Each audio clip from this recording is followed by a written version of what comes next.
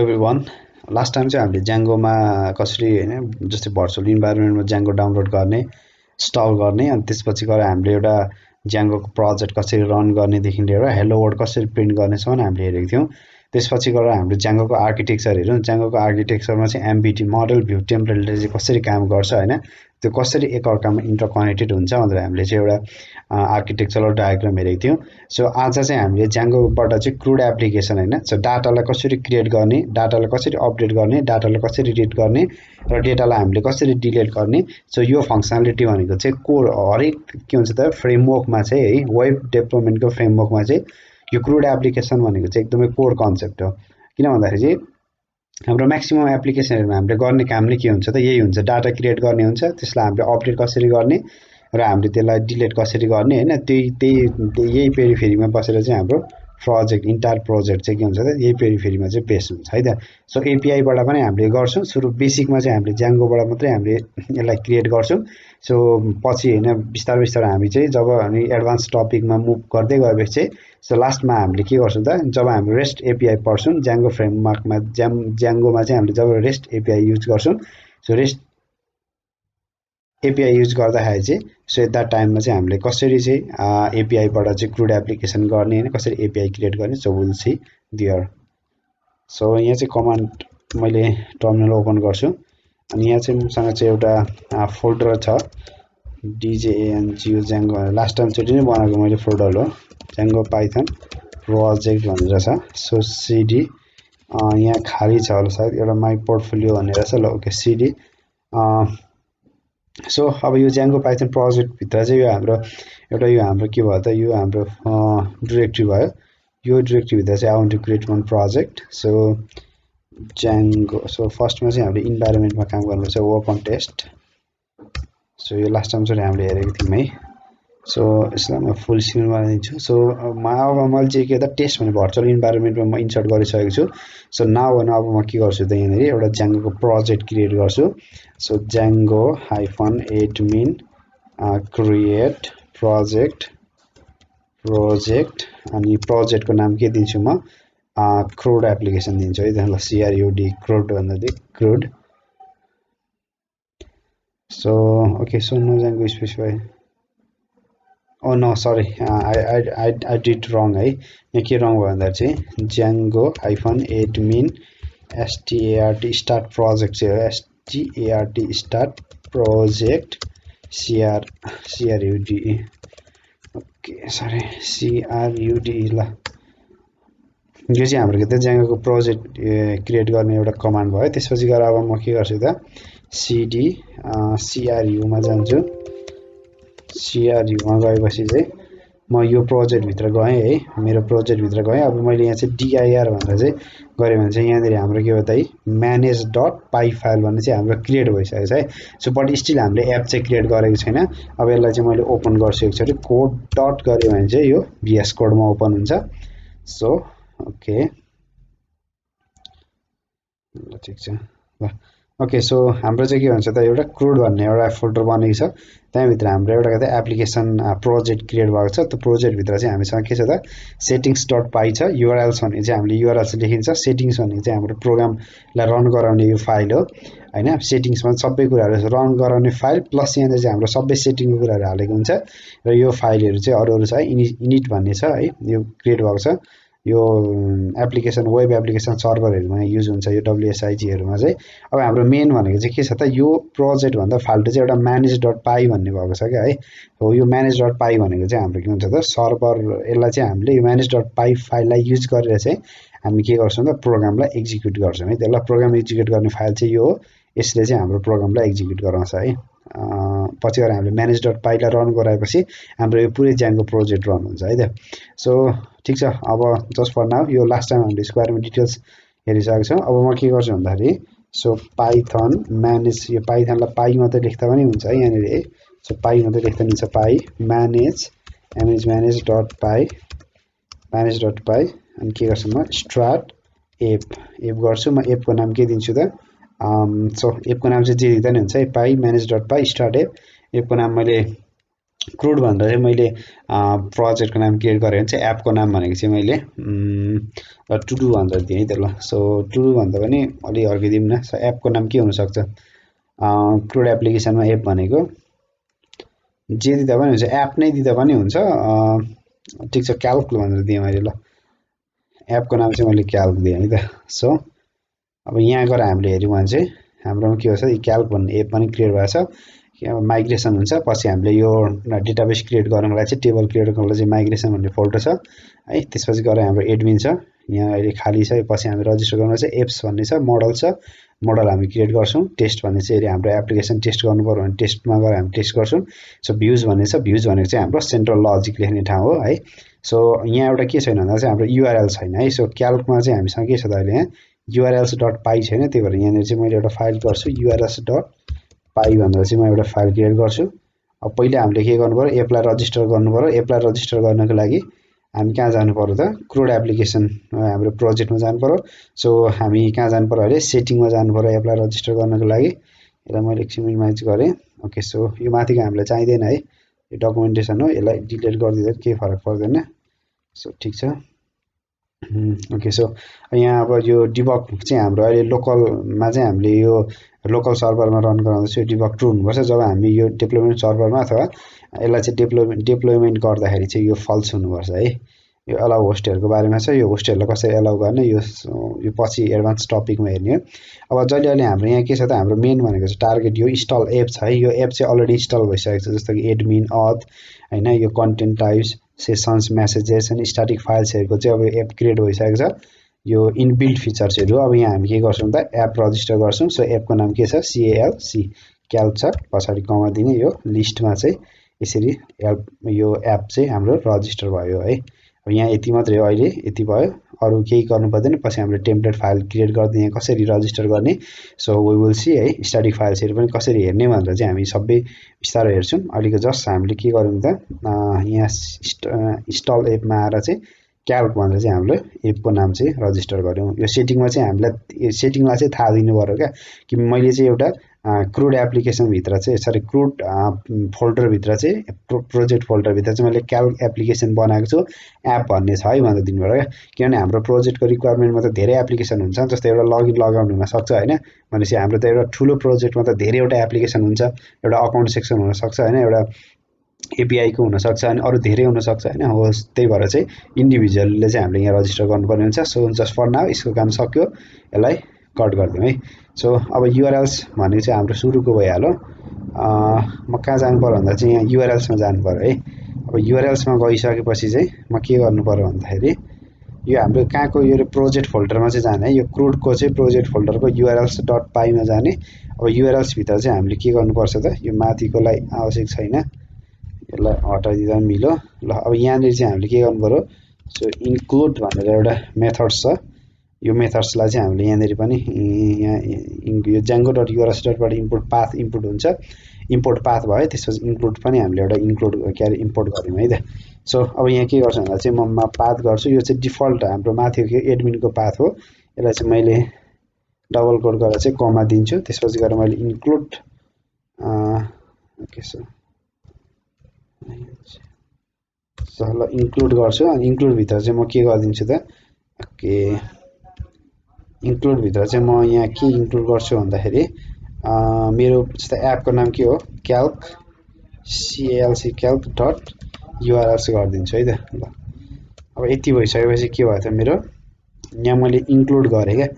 हाम्रो चाहिँ यो सेटिङ्स हाम्रो के भयो त, यो क्रुड प्रोजेक्टभित्र चाहिँ मैले के गरेँ त, यो क्याल्क डट urls क्याल्कको urlsलाई मैले यहाँ इन्क्लुड गरिदिएँ। अब यहाँ इन्क्लुड भएपछि यहीँबाट पनि रन गराउन मिल्छ, तर बेटर चाहिँ यहाँबाट सजिलो हुन्छ है।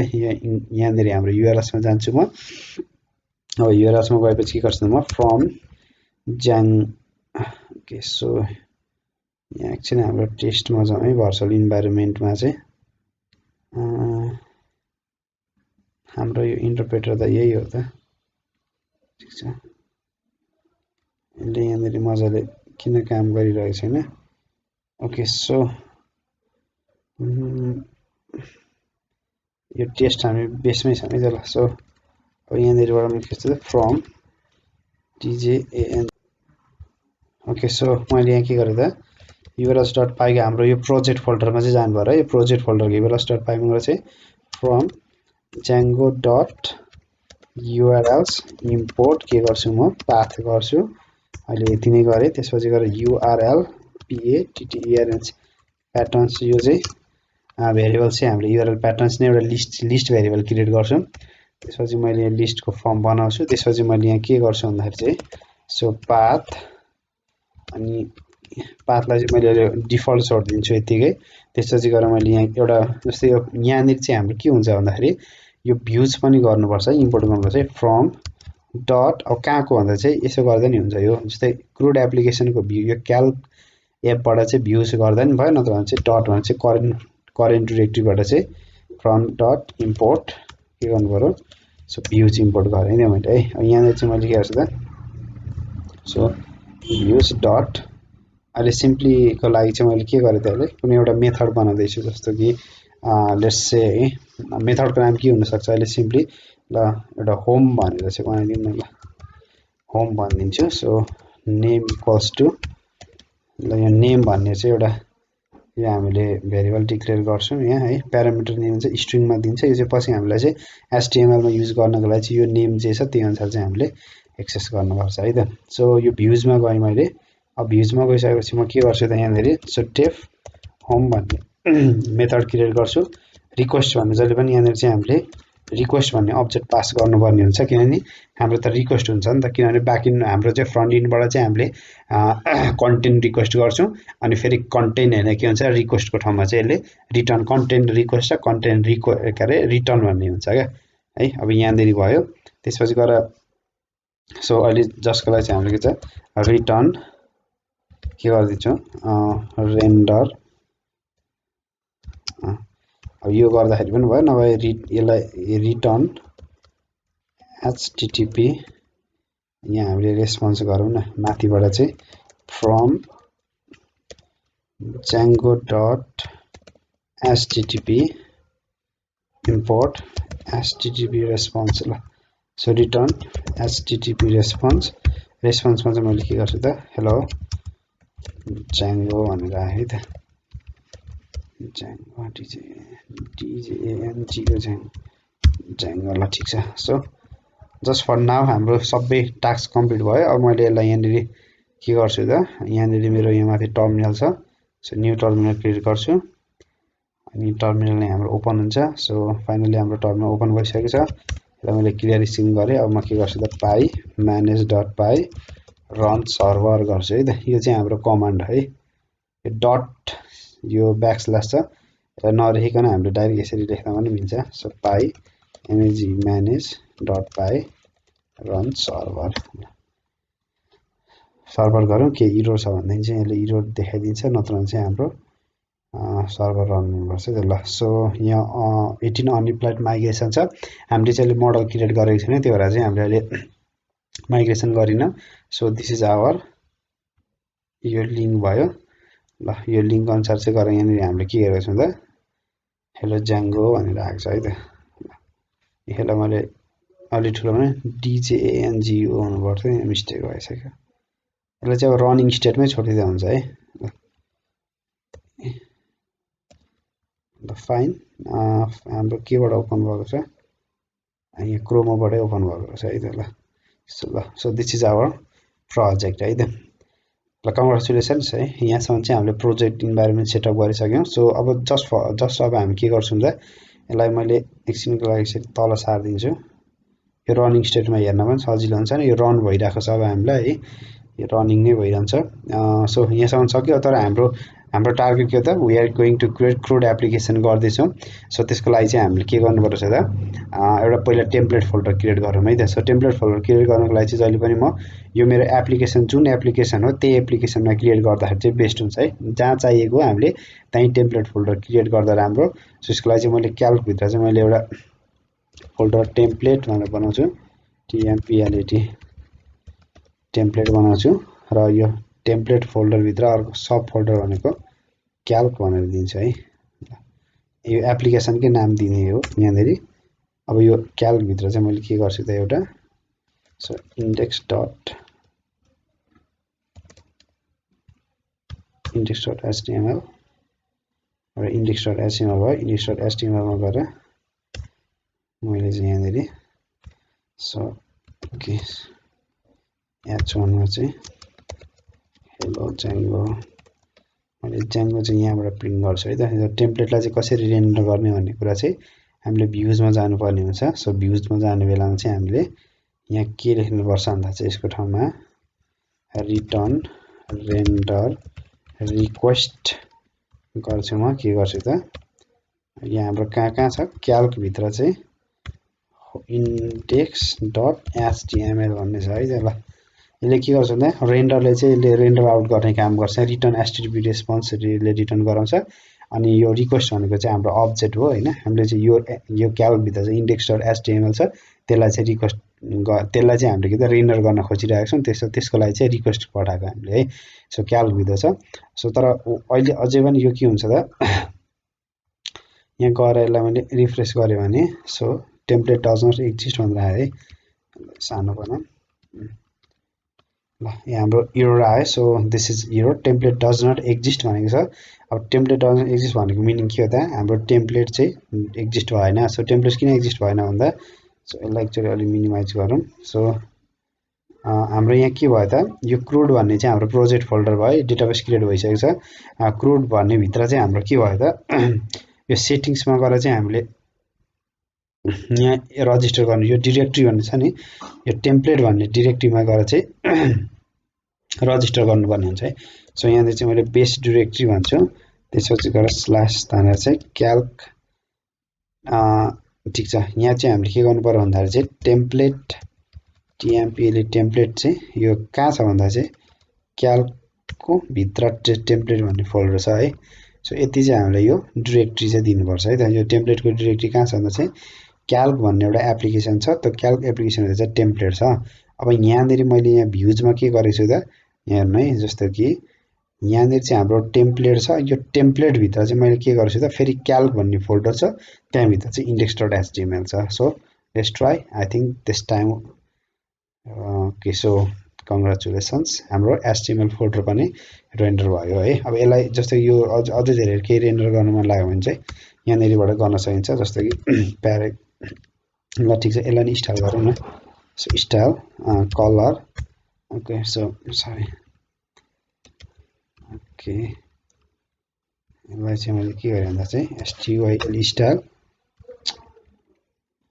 ओके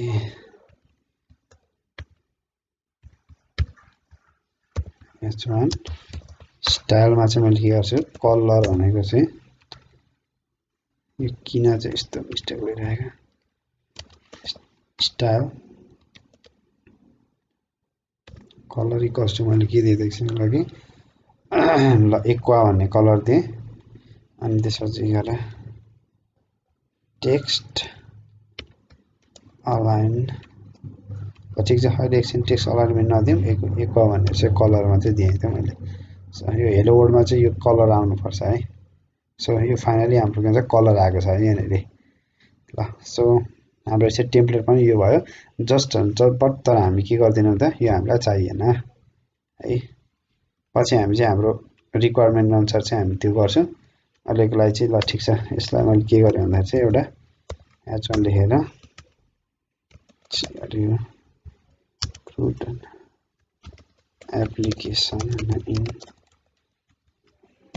Django ल CRUD एप्लिकेसन इन Django भनेर चाहिँ मैले यति मात्रै राखिदिन्छु अहिले ल ठिक छ हाम्रो चाहिँ एप्लिकेसनको नाम चाहिँ यो भइसक्यो है सो